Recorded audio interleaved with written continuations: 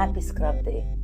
نظرا لطلب الجماهير، ناس كتير قوي في الكومنتس قالت لي اجرب الماسك اللي بالقهوه والعسل وزيت الزيتون.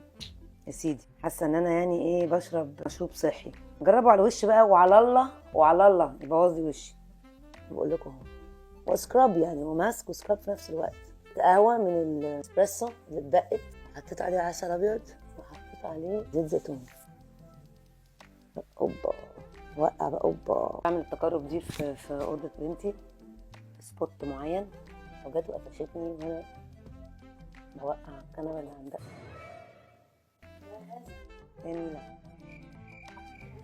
عايزه تجربي الماسك اللي انا بعمله ده بتعمل ايه؟ سكراب. كتر خيرك، شكرا. ايه بتعملي ايه؟ انت برضه على الشفايف.